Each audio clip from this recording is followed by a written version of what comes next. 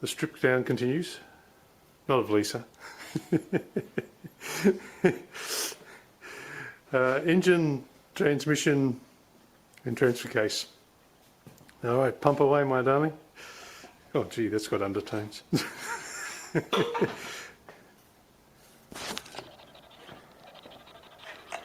Double checking everything.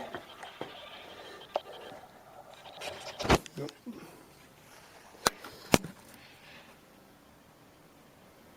I think we're right. Okay.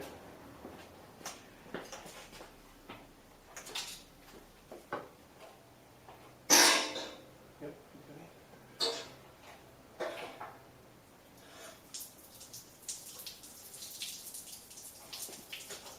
That's right. It's just water.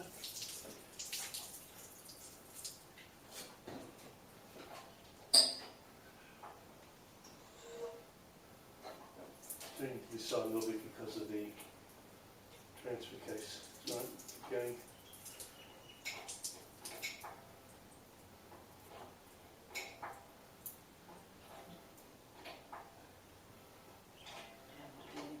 Well, we have to clear. I think we'll avoid that. No, well, keep going up. And either we push the whole lot back or we wheel the whole frame backward. Oh no, we can't because then we hit the leg. Alright, okay, so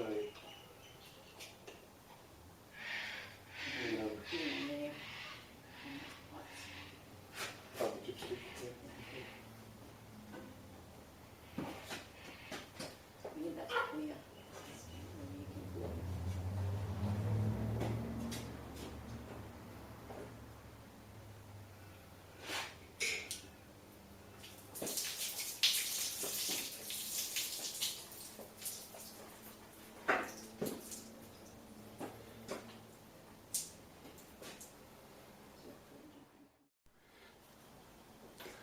Stop running away.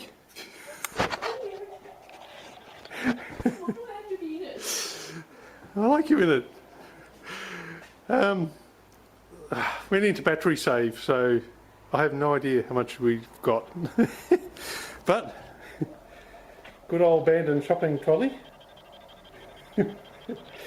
reinforced a little bit, is holding the weight of the entire engine, transmission and transfer case.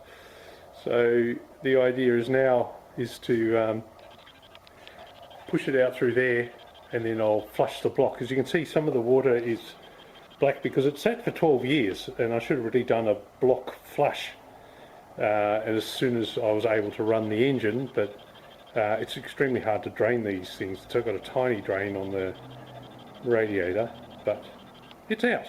That's the main thing, without dropping it. If you're wondering how it's all, I'm going to remember how to put it all together. Well, it's all in my head. There's certainly no manual for putting a Hemi Grand Cherokee entire drivetrain in a 48 Willys chassis. So the old Ziploc bags, just bought a box full from the supermarket, and they I've just got everything marked up. So transmission cross member, so that's all the bolts there. These are all the screws and insulated clamps for the wiring harness, and these are the bolts I use for the headers, so on and so forth. So that'll make it going back together a bit quicker. Just thought I'd show that, but I think everyone knows the system. It's pretty well used. Okay, let's have a look. Condition after all this time, it's not bad at all. If you think this has had the Ankor Wax. Now when I say Ankor Wax, it's also the same as Morrison if you buy it directly from England, but the only way you can buy it in Australia is through busandbug.com, and it's called Ankor Wax. So I'm sure you can look up the details. Now,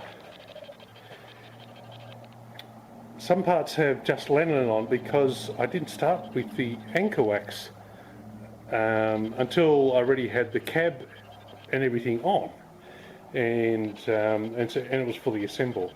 Now, I made the mistake of trying to remove the lanolin off the top along here, and don't forget the cab is sitting literally like finger depth higher than it, the floor, so you've got very little room.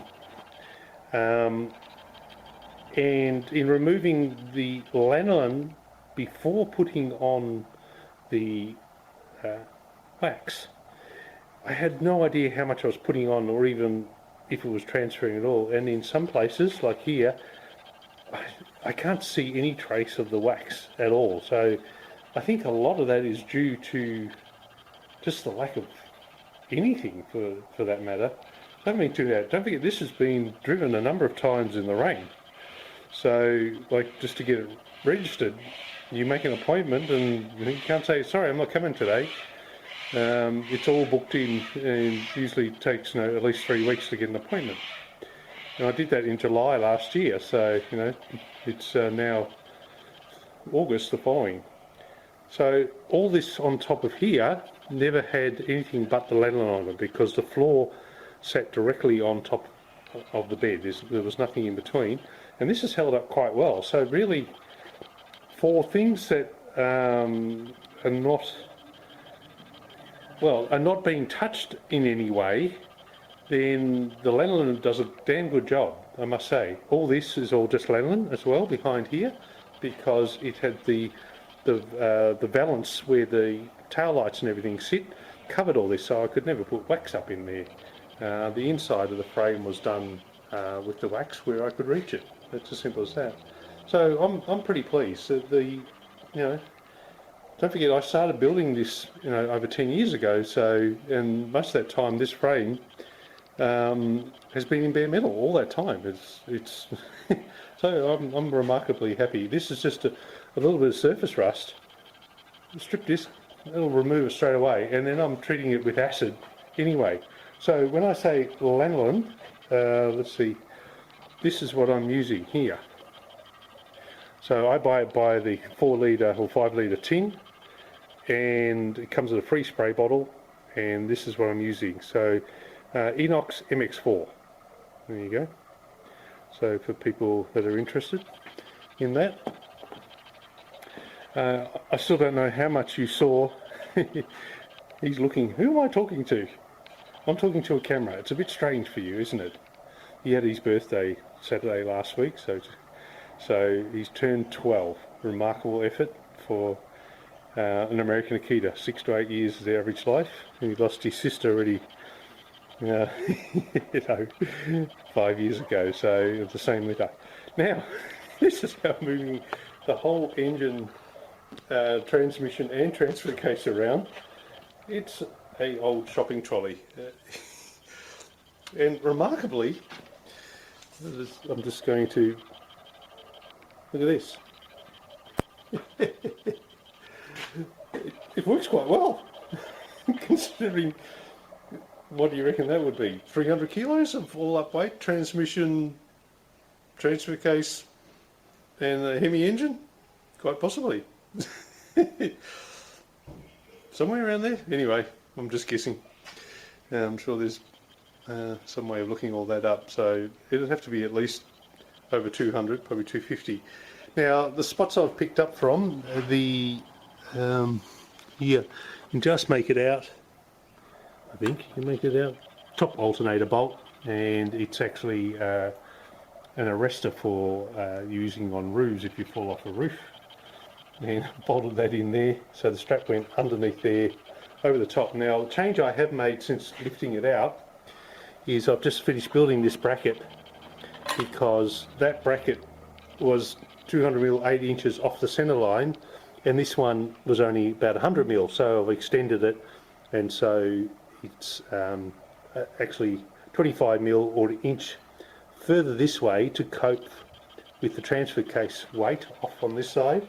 And also you're dealing with a pump, wouldn't weigh much, but the air compressor, the air conditioning compressor, I think would weigh more than the alternator on the opposite side. So I think that should help balance it out much nicer.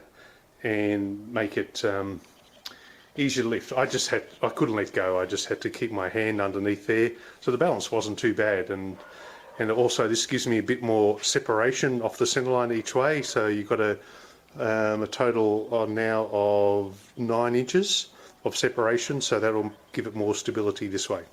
So that's just, I want to do that straight away while it's in my head, and that way after the chassis and everything gets painted, you can go back in again. So I'm just making some room for it. It'll just live next to the English wheel there until I'm ready to put it back in the frame. So I will continue stripping this down the rest of the way, all the suspension and everything out, until it's just a bare frame, and then we'll start painting the whole lot. As for paint, I hope this is not getting too long. I'm using KBS. It's a urethane paint, similar to POR 15. Supposedly by the POR 15 or POR 15 engineers, and a better version of it. This is Australian made. I don't know when you buy it in America if it's a different factory, but this comes from Australia, and I've heard nothing but glowing reports of it. But there's no UV protection, which is fine for a chassis, but I've bought their top coat as well for just some of the exposed areas that would be when the bonnet is up, that will see sunlight, and then maybe over time that'll eventually white off, as they say, get a white chalky appearance. But all the axles and everything will get painted in it, and so continue the strip.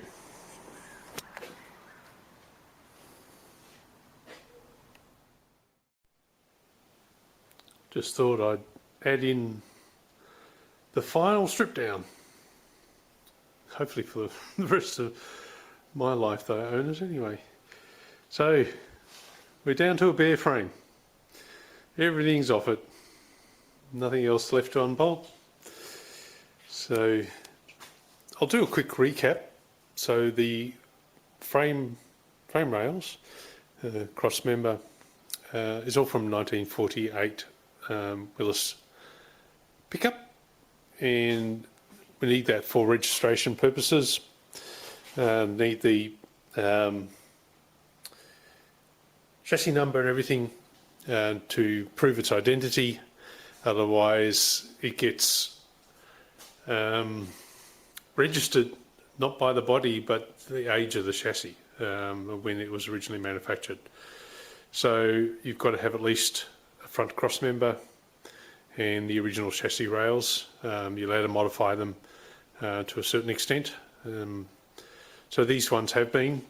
They had a wedge cut here, it stopped 1 inch short, and then put in the press and then closed up the wedge. This only needed a 9-inch cut through, which is about 3 millimeters, I think 2.4, 1/8, bit under. And then I put it in the press, and that brought the front up. And by the time I got all the way up to here, it was 1.5 inches higher. And the reason I did that is that so the front part of the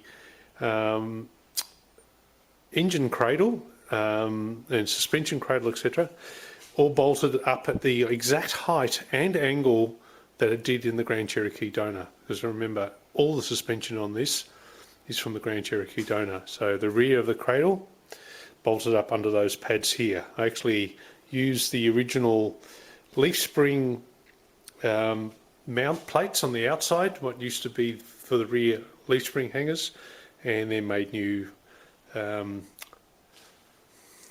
mounts underneath for the cradle. So this is the upper coilover mount from the Grand Cherokee that was cut out of the unibody, and so that's got the upper wishbone mounts in it, and then the upper coilover mount. So that's what takes care of that side of things. The transmission cross member from the Grand Cherokee bolts in there. This is another cross member which the drive shaft passes through, so I've got a nice drive shaft floof, so should the uni joint ever fail and can't go flinging around and hit the fuel tank, the original donor fuel tank which sits in there. So this is the lower control mounts for the rear that I've made up, bent up out of all just a single piece of plate, cut it all out of. So that covers that. This is the charcoal canister. It's the original bracket from the bottom of the floor of the Grand Cherokee, and then I've added extra to strengthen it all up. Same with this, which is the handbrake cable mount. So using as much from the donor as possible. This also got wedge cut to a bigger degree. You can see that all on my website, willyshotrod.com. And pressed up, and then this raised, and then the same done here in reverse, then level back out again. So the top of this is now 4 inches or 100 mil, 102 mil higher than it was when it was under the Willys bed. So that is so I spent 2 weeks taking datum points of every single component that attached to the original unibody frame, and then took all those components off and fabricated ones as well to replace them and put them in exactly the same position. So I've got full suspension travel, the same as it was in the donor vehicle, so it rides and just as well as a 2008 Grand Cherokee, which means I can drive from here to the other side of the country in complete comfort, the same as you would in a Grand Cherokee. That was always my goal, is to have it as smooth running as possible so I can take very long trips in it. So that gives you a bit of a rundown of the latest state of affairs and some of the other things I've just got here. So this is the front cradle I was talking about that has the steering rack, the engine mounts that I built because I moved the engine back 7 inches from where it used to be in the Grand Cherokee. The lower control arms for the lower wishbones for the front there, and it also holds the front diff. That's the front diff you can see there. I've just taken that out, and the 2 big cast lower wishbones. So this will all be cleaned up, and anything that was painted black from the factory will be painted back again. I'll leave the aluminium. Someone can tell me a good way to clean that cast aluminium up. I don't know if to use some sort of acid or something.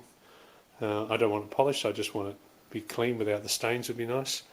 It's the same with the rear axle. There's hours of getting all just the road grime off, and possibly we'll repaint that as well. And of course there's the engine transmission, no paint needed on that. So yeah, so lots and lots and lots of painting ahead for poor Lisa, but I've got to spend probably 4 times as long prepping everything, getting everything grease free. It's going to have a chemical wash as part of the KBS kit, and then acid etching, and then I'll put in the final urethane coats and top coat where necessary. All right, battery's going to run out again on me, so see you later.